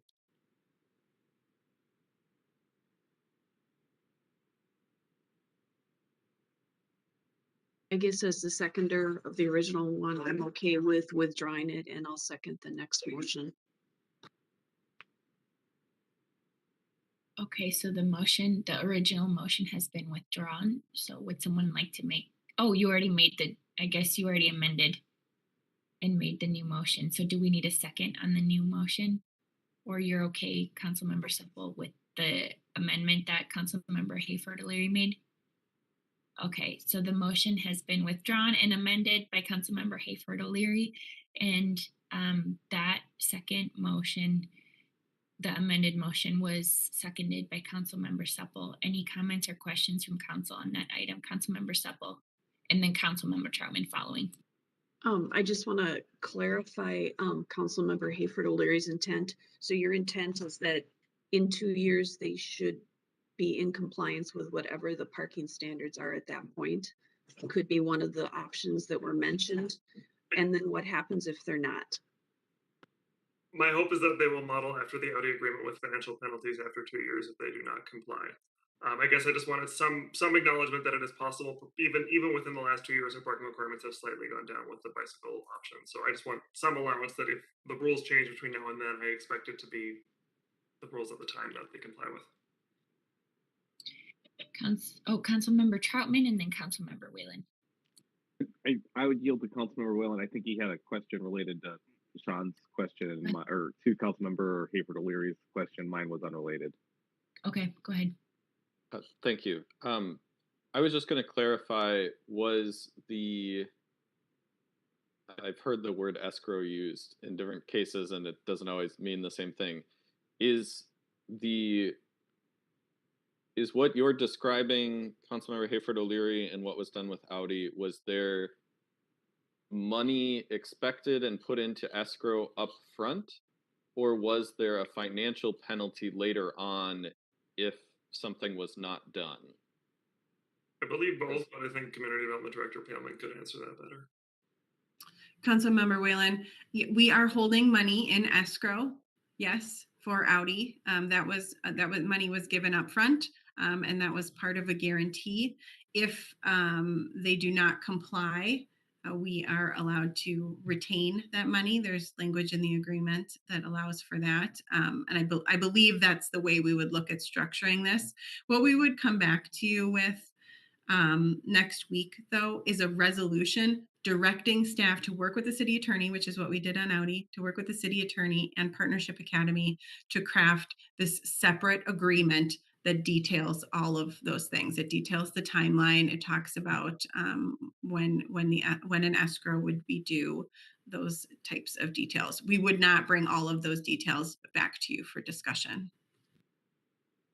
Okay, thank you for clarifying. And I guess then I want to clarify with the applicant, does that actually solve your concerns, or does the extra money then needed for escrow cause the same problem you are trying to avoid?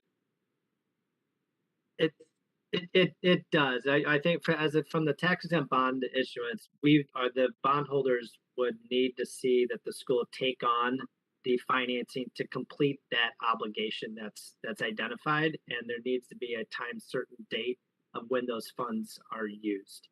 And so if there's a date, then the school would take on that additional indebtedness. I think we would want to know that the property that we've identified at the Richfield Medical Group is listed on the host approval to allow for the tax exempt bonds to use that. So part of that host approval is allowing those proceeds to go to that property's acquisition, and we would be looking for city approval of that property acquisition as well. So if there's an obligation that's outstanding, the investors are going to want to know that that's a obligation that the school is taking on immediately.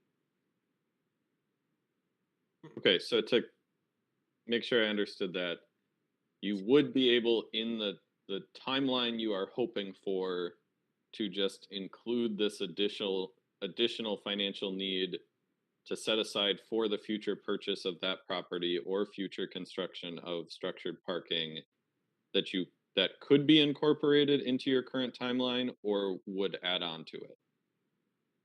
Well, I think we would be taking on that additional debt to build structured parking if that was an approved process. We don't have a purchase agreement in place, so that can't be a committed. The school needs to purchase that property at its closing for the new addition. So that those are the two pathways. That we either would need to acquire an additional property to meet the parking obligations, or have approval to put structured parking on the site at the time of financing. I hope I'm explaining it. Madam Mayor, if I may. Yep, go ahead. I think the gist of the question is, Sean, yep. The type of agreement that we're talking about, this separate agreement that details timelines and responsibilities in the next 2 years, plus a financial escrow to guarantee compliance with that. Is that feasible for you? I think we have to have that looked at by bond counsel. Honestly, that's probably the best source to have that reviewed by. I think what I'm hearing is that there's. I think even the existing structure for the school, its past approval when it originally developed, included the possibility that if the hub parking went away, the investors knew that additional resources would need to be provided to meet that parking requirement. It just wasn't an obligation at that moment to do that. And so how we craft the language of this and when that obligation occurs would be what bond counsel would need to review. That I can't answer on the fly right now. Councilmember Troutman. Yeah, well, I appreciate that. I'm feeling, I'm just confessing, more confused the longer that we talk about it. And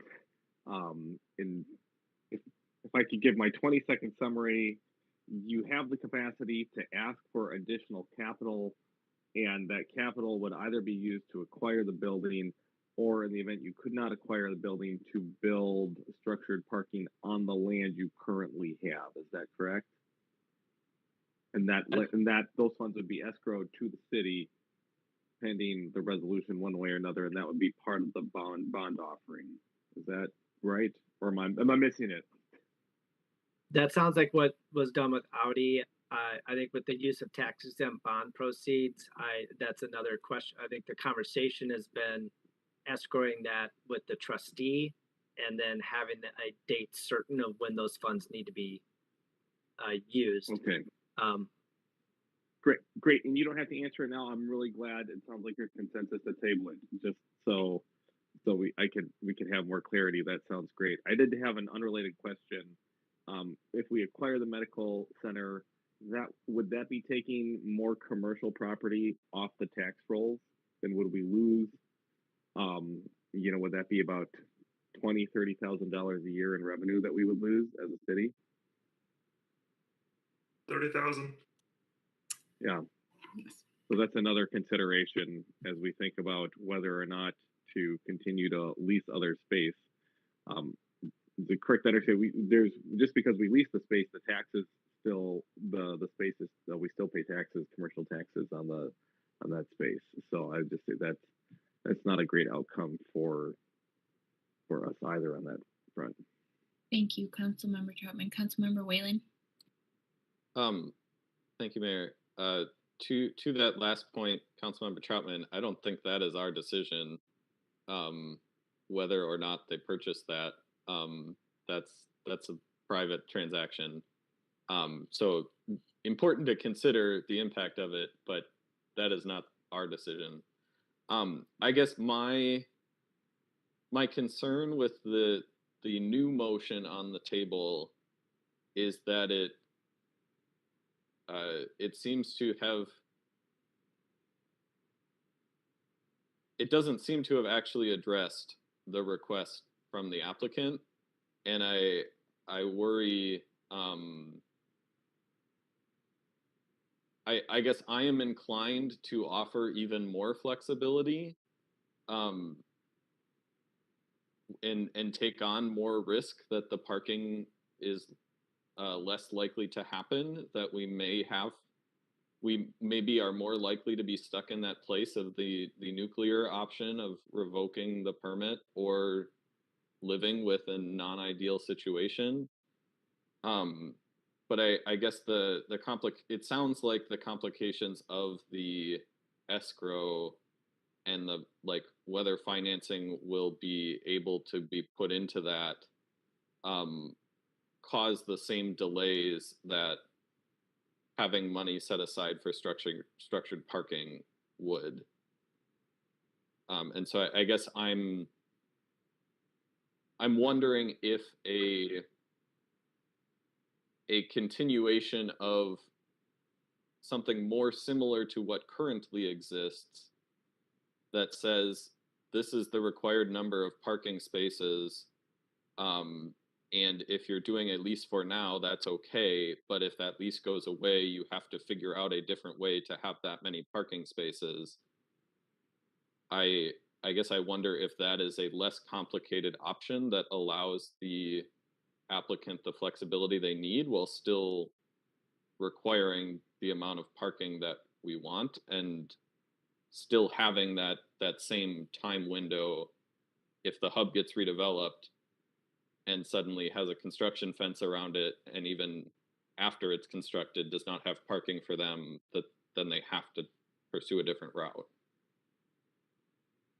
And Councilmember Whalen, I thought that was what the motion, the new motion, allowed room for that type of agreement to come back to the council. So if that's not the case, I'm understanding that no council member or maybe most council members are not okay with just fulfilling the request of the applicant and saying, agreeing with what partnership has requested from us. Otherwise, someone would have put that motion out and we would have voted on it, but also don't feel comfortable with the staff recommendation, and we're looking for an alternative path that would not impact the timeline if it came back to the council at the next meeting, that could give them an extension of time and mandate that they do put structured parking if they don't meet those requirements that they need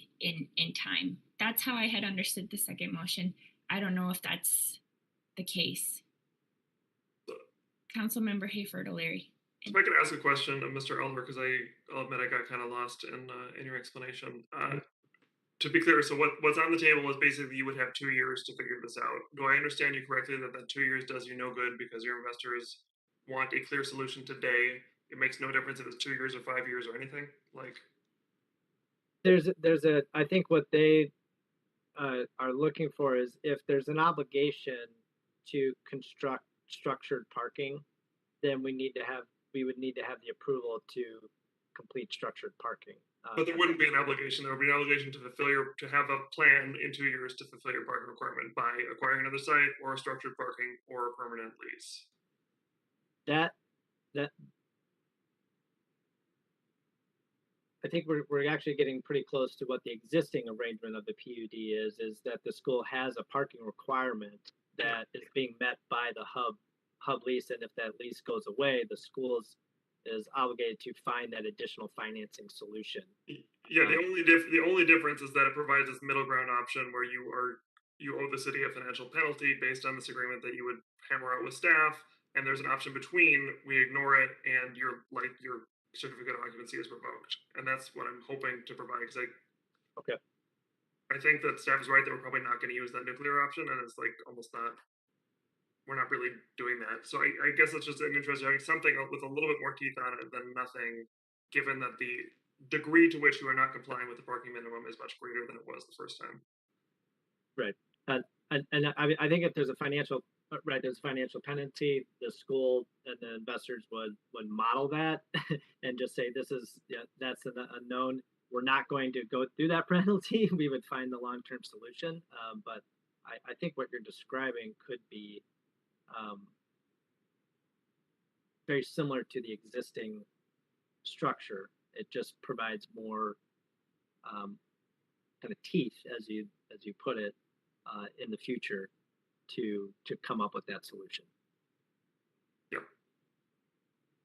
Councilmember Whalen, before Councilmember Whalen speaks, Community Development Director Paleman, did you have something you wanted to add, or should I go to Councilmember Whalen? You can move on. Okay, go ahead, Councilmember Whalen. I was going to clarify with Director Paleman or other staff as appropriate. Is there, to me, it seems the misunderstanding is whether or not the motion on the table requires an immediate investment in an escrow fund toward parking or not. And the other clarifying question I have, do we have a mechanism for a financial penalty that is kind of this middle ground between no consequences and shutting down the school? Do we have an option for that in 2 years that is not just withholding money we already have in escrow? Like, is there a fine option? Or is the setup with Audi literally the penalty is just keeping the money we already have? Councilmember Whalen. So what you're looking to approve right now does not include any of those details. It says that we would work out a separate agreement with the applicant to impose a timeline and quote unquote penalties. Penalties in Audi's case was an escrow that we will hold and we will draw on if you don't comply. There are other ways to do that. We'd work with City Attorney Teachin to make sure that we were allowed to do the things that we wanted to do. In this case, if partnership is moving forward with bonds and those bonds include enough money to construct a structured parking ramp, there's not a lot of need for the city to hold additional money. We know that they have the financial means to do that. So this deal wouldn't have to look like, this agreement wouldn't have to look exactly like Audi's. I think what is before you tonight is an action that says we're not comfortable leaving this just kind of up in the air. I hope you figure it out. We'd like to impose some kind of timeline so that we can keep track of this and know that you're moving forward, and that if we are hearing that the hub is moving, that we're working with you to figure out your next solution. I think it's just a more structured way to move forward. It still doesn't guarantee a solution. I don't think there is a way to do that unless you were going to require them to build the parking today. Okay, thank you. That is very helpful and is slightly more flexibility than I had originally heard the new motion. Councilmember Hayford O'Leary, is that what you intended with the motion? And if so, that sounds like what I would support too.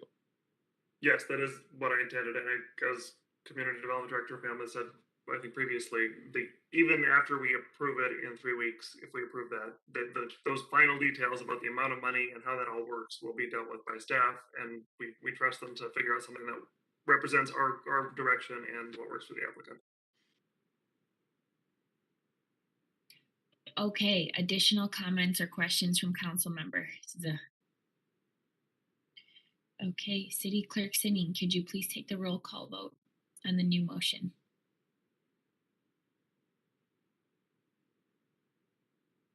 Mayor Reagan Gonzalez, Aye. Councilmember Seppel, Aye. Councilmember Troutman, Aye. Councilmember Hayford O'Leary, Aye. Councilmember Whalen. Aye. Thank you. We have 5 ayes and the motion has been approved, and we look forward to connecting with the staff and the applicant at the next council meeting. Thank you. Thank you, everybody. Thank you so much. The next item on the agenda goes to Councilmember Seppel. Thank you, Madam Mayor.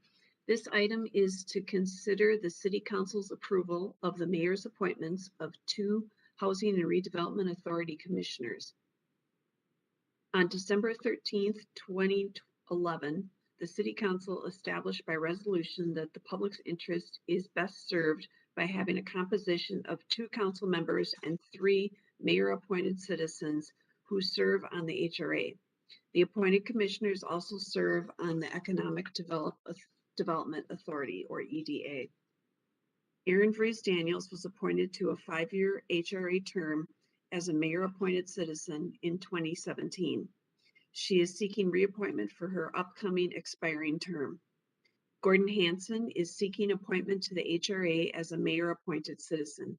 He would be filling an open position as a commissioner's term expired on March 20th, 2022. The HRA recently reviewed and amended their bylaws to stagger the terms of citizen members. In order to align with the amended bylaws, the expiration dates of some commissioners' current terms have been adjusted. The adjusted terms will be varying lengths, not to exceed the statutory limit of 5 years. And one other thing I wanted to add that came up during the HRA meeting is if someone is filling out a term for another person, if the term is shorter than 2.5 years or shorter than half of a term, it won't count towards term limits.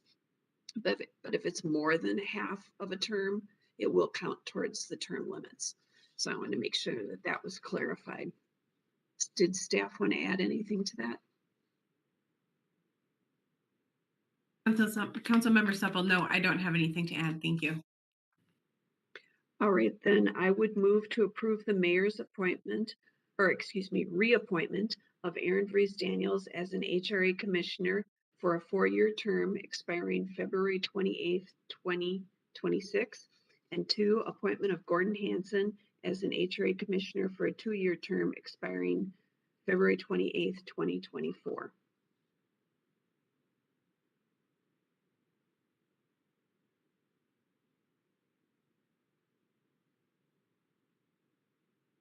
Hayford O'Leary, second. Thank you. The motion has been made and seconded by Councilmember Hayford O'Leary. Any comments or questions from council member on the item? Councilmember Seppel. One other thing I wanted to point out is the reason there's a 2-year and a 4-year is the 2-year is because we're filling out an unexpired term, but also we're trying to get the terms staggered. So the bylaws were set up so that it would be a more orderly process in the future, because there were a number of people that resigned midterm in the past, and it kind of got the staggering off. So they're trying to fix that and figure out a process to keep that more orderly. And then secondly, I'm very pleased with our applicants, and I'm looking forward to working with them. Thank you. Thank you, Councilmember Supple. Councilmember Hayford O'Leary.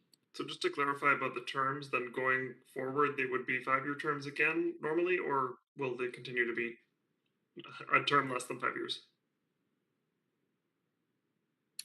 Councilmember Hayford O'Leary, members of the council, once we get the staggering realigned, they'll go back to 5-year terms. Okay, thanks. Other comments or questions? Councilmember Whalen. I was just gonna add very briefly, because I know conversations have happened behind the scenes with staff and with I had spoken with the mayor, but the just look forward to further clarifying the process in the future. That I think we are all on the same page that the HRA and EDA is an incredibly important position and has pretty significant financial power in the city, and is just different than some of the commission appointments that are more advisory in nature. And so just look forward to that conversation to keep improving the process and making sure we're all on the same page about how it's communicated when like referrals or recommendations are appropriate, and those things. But yeah, I know that work is underway, so look forward to that before the next round. Thank you, Councilmember Whalen. Other comments? Okay, City Clerk Sinning, could you please take the roll call vote? Mayor Vicky-Gonzalez, Aye. Councilmember Supple, Aye. Councilmember Trotman, Aye. Councilmember Hayford O'Leary, Aye.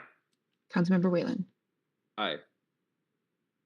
Thank you. We have 5 ayes and the motion has been approved. Thank you. The next item goes to Councilmember Trotman.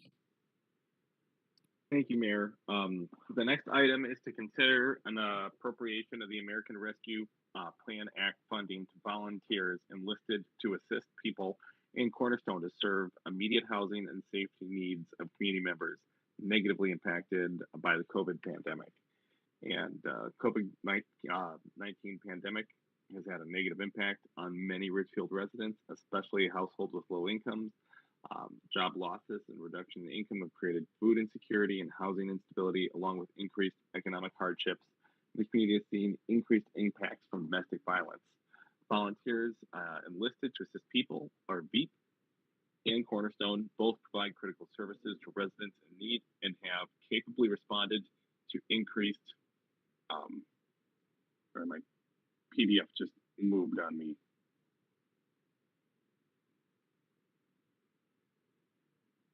Increased need for their services during the past 2 years. While the city provides social services funding annually to these organizations, the organizations are seeking additional funding from the city to meet the immediate housing and safety needs to residents that continue to be negatively impacted by the pandemic. The city has received approximately $3.98 million in ARPA funding. The planning for those funds is part of the broader strategic planning and budget process. However, given the more immediate needs of these organizations and the critical services and housing and personal safety that they provide, staff is recommending that some ARPA funds be allocated to VEEP and Cornerstone. Staff is recommending that the city allocate ARPA funds to 2 organizations as follows: $100,000 to VEEP for emergency rent and utility assistance to households earning less than 200% of the federal poverty line, and $20,000 to Cornerstone for violence intervention services through their criminal and civil justice intervention program. In November 2021, the council did approve $433 of ARPA funding to fund audiovisual upgrades to council chambers, the video control room, and other city conference rooms to better accommodate hosting meetings virtually and in person, and in combination both with hybrid meeting and both for a hybrid meeting format. The city plans to use accumulated capital funds as part of our franchise agreement with Comcast to reduce the need for ARPA funds to approximately $120,000. Therefore, the request to allocate $120,000 to VEAP and Cornerstone will not increase the amount of ARPA funding that has been allocated to date. Does staff have anything to add to that? Thank you, Councilmember Troutman. I will just reiterate that we do give both VEAP and Cornerstone money through our social service grants. And in doing that this year, we just heard this incredible need from these organizations that are so important in serving our community. And so we're asking you to approve these additional funds right now so that VEAP and Cornerstone can continue that great work. Tonight, Joe McDonald is here from VEAP if you have questions for them, and also Courtney Poha from Cornerstone is also here. Thank you. I think if do any of you have anything to say? Otherwise, we'll move the item.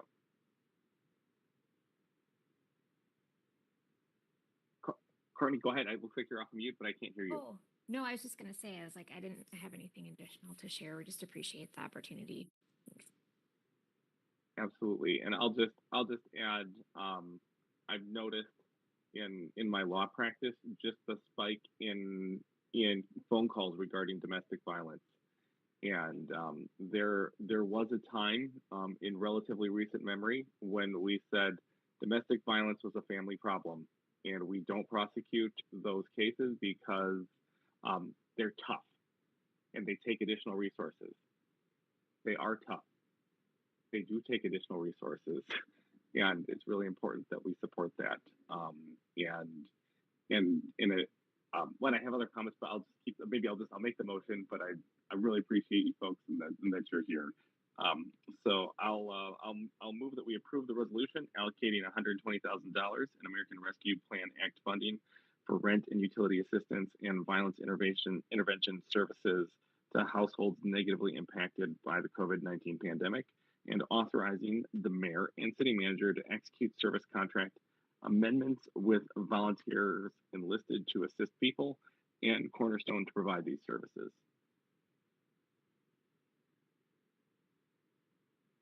Councilmember Supple, I'll second that. Thank you. The motion has been made by Councilmember Troutman and seconded by Councilmember Supple. Any comments or questions from council? Councilmember Whalen. Thank you, Mayor. I'll just say I really appreciate this use and the flexibility that staff found to do this without rearranging where things are coming from, to do this without further dipping into the ARPA funds.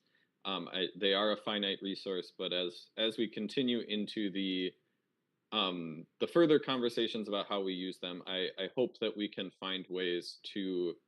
I know we have significant internal needs as a community that will be, or as an organization that we'll be discussing during strategic planning.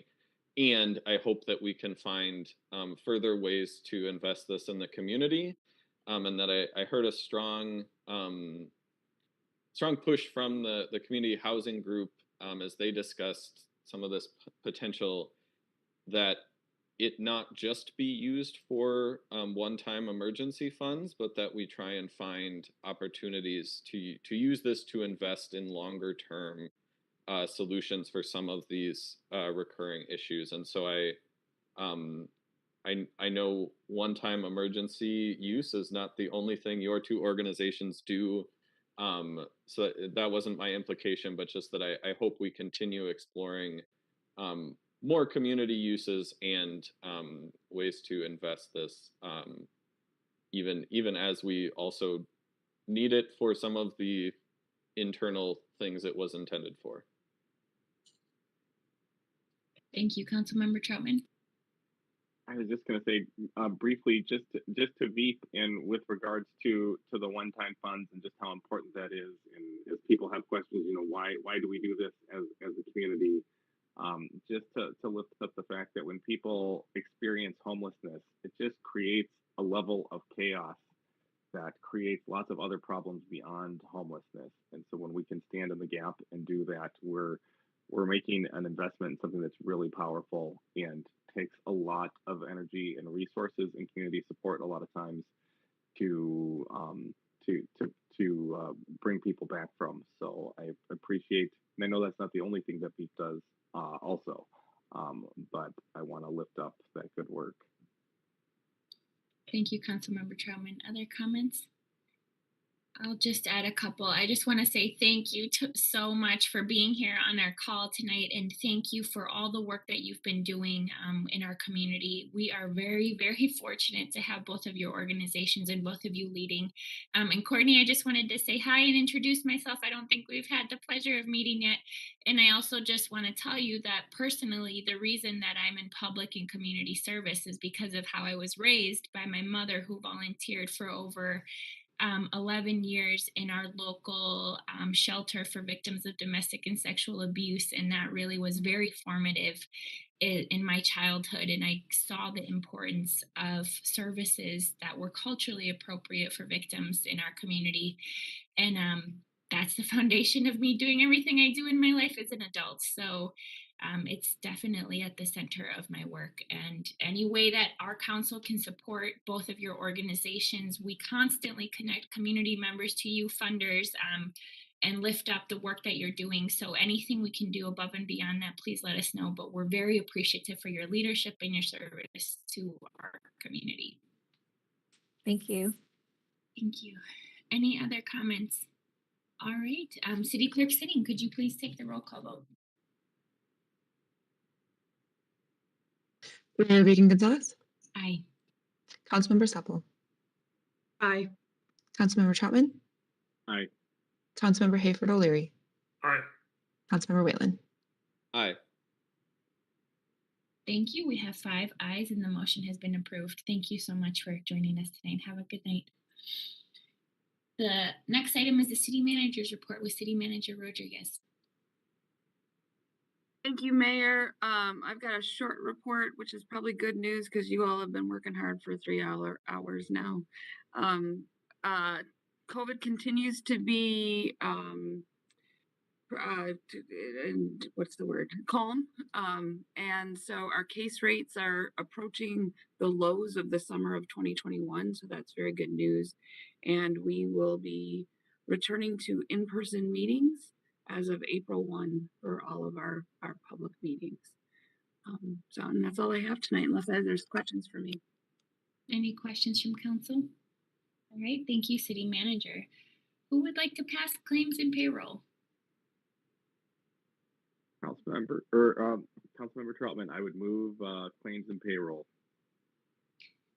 Whalen, I'll second. Thank you. The motion to move claims and payroll has been made by Councilmember Troutman and seconded by Councilmember Whalen. And City Clerk Sitting, could you please take the roll call vote? Mayor Reagan-Gonzalez, Aye. Councilmember Supple, Aye. Councilmember Troutman, Aye. Councilmember Hayford O'Leary, Aye. Councilmember Whalen. Aye. Thank you. We have 5 ayes and claims and payroll have been approved. Last item, hats off to Hometown Hits. Councilmember Hayford O'Leary. Sure, just 2 quick things. One, I'm hoping not taking it from Mary, but I wanted to mention Career Day at Richfield High School this Friday because I signed up to be a volunteer. So I'm excited to meet with some high school students and do some mock interviews and stuff. It seems like a really cool project, and I haven't participated in the past, so I'm excited about that. I also just want to say I got a call from a constituent today. It was actually an older guy and daughter, multi-generational household. They both had complaints, and they were kind of a different political or background or different priorities about the city, but it was just like it's really nice to have a respectful conversation when people disagree and you kind of work on your disagreements and you don't necessarily change each other's mind, but it was just like a really nice, productive conversation. The type of which I hope as COVID continues to recede, I get to have more of just good talking about city issues, because it is really nice to be able to hear those things from residents and share different perspectives. Thank you, Councilmember Whalen. Just a quick one. My brother and 2 nephews came to visit this weekend. Had a chance. They're 2 and 4. Got to go check out the adventure park, and they gave it a hearty thumbs up. So just another shout out to everyone who worked on making that possible. Not surprisingly, with how nice it was this weekend, one of the first nicer spring weekends, it was very busy, as I'm sure most of the playgrounds were. So many thanks to everyone who helped get it in there and who helped maintain it. Thank you, Councilmember Supple. Thank you. I want to do a shout out to our communications team for the excellent job they did on the Richfield annual report that came out. So thank you, thank you, thank you, communications team. And I also want to do a shout out to the community development staff. Last night was one of my favorite HRA meetings of the year because they did the annual year in review report and they talk about all the things that the Economic Development Authority does and the Housing Redevelopment Authority. And they told the stories of how it helped people and how it impacted people. So I would highly encourage you all to go to the city website. And if you go under city government, you can go to either HRA or EDA and you can look at that year in review because it was just something that made you feel good about the positive changes that were happening and how local government can work to make people's lives better. Thank you. Absolutely. Councilmember Troutman. Thank you, Mayor. I appreciated talking with folks from Partnership Academy, and I know that everybody who I know who attends there and has their students there had such an incredible experience. And I'm just reminded by volunteers that were here advocating for their school and with Veep and in Cornerstone. I'm just so humbled and I'm so encouraged, and people don't appreciate how many tens of thousands of volunteer hours it takes to make a city like Richfield an incredible place to live. So hats off to everybody doing incredible things because they believe in our city. Thank you. Thank you so much, Councilmember Troutman.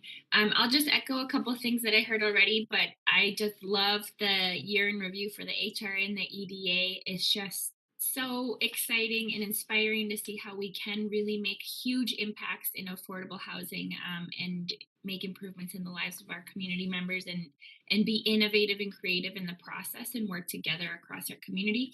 And then Councilmember Supple did highlight the annual report from the city from the city, but also like 3 whole different items that just came in the mail. So we have the community education and also recreation services program for the spring and the summer. I signed up, I think, for at least 2 different classes. One of them is just getting tips and ideas for your kitchen remodel. Hopefully we'll be remodeling our kitchen.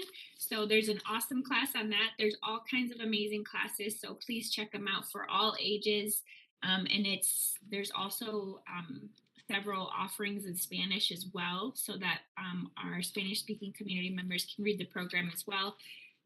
But there's even like how to make tamales, and I think that one already has a wait list, and there's all kinds of cool stuff. So check it out and share with your friends and family.